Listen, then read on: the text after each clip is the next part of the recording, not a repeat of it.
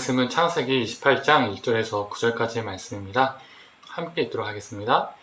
이삭이 야곱을 불러 그에게 축복하고 또 당부하여 이르되 너는 가나안 사람이 딸 중에서 아내를 맞이하지 말고 일어나 밧다람으로 가서 내 외조부 부두엘의 집에 이르러 거기서 내 외삼촌 라반의 딸 중에서 아내를 맞이하라.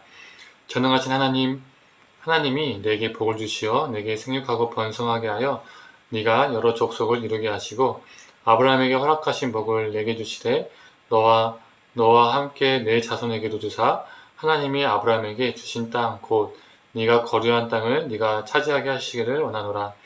이에 이삭이 야곱을 보내매 그가 밧다람으로 가서 라반에게 이르렀으니 라반은 아람 사람 부두엘의 아들이요 야곱과 에서의 어머니 리브가의 오라비더라.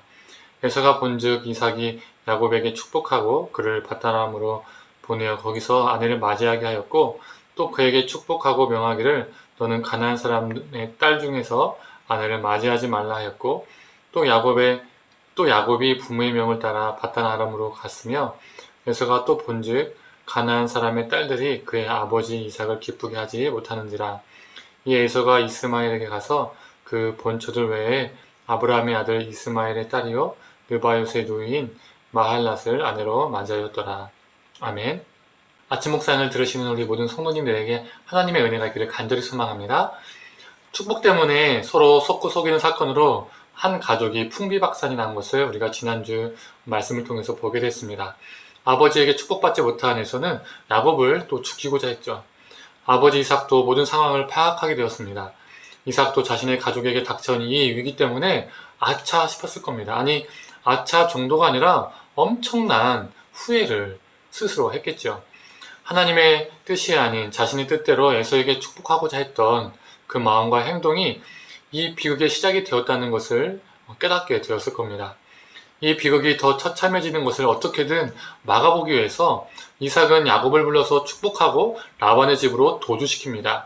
그리고 가나안 족속과 결혼하는 것이 아니라 밧다람, 즉 하란에 있는 외삼촌인 라반의 딸 중에서 아내를 맞이할 것도 당부를 하죠.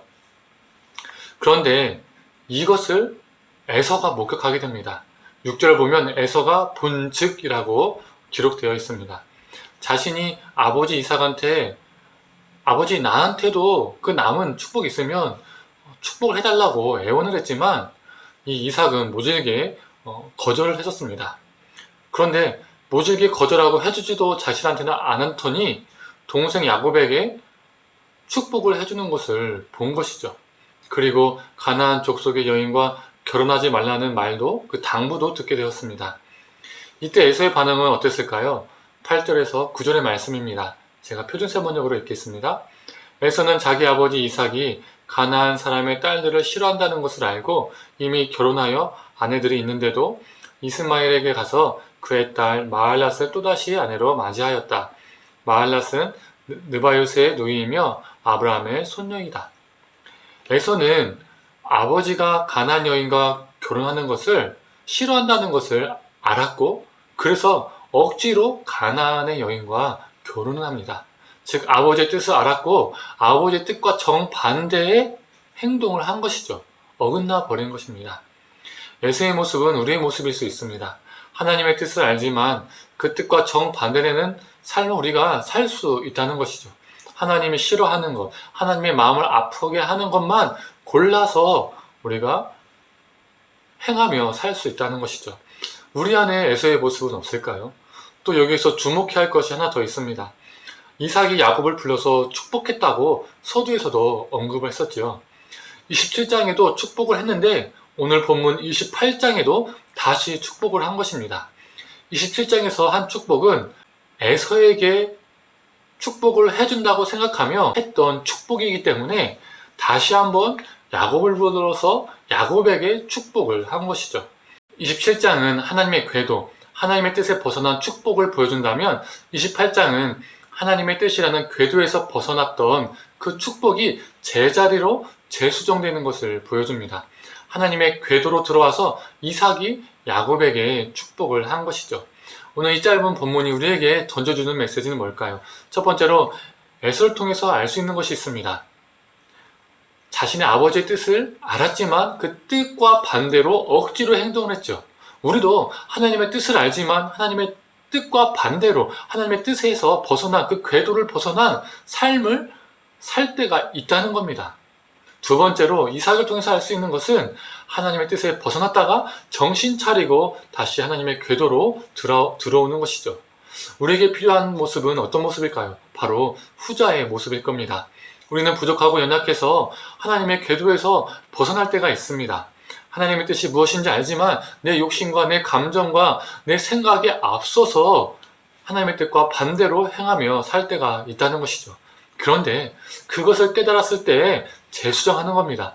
다시 하나님의 궤도로 들어오는 것이죠.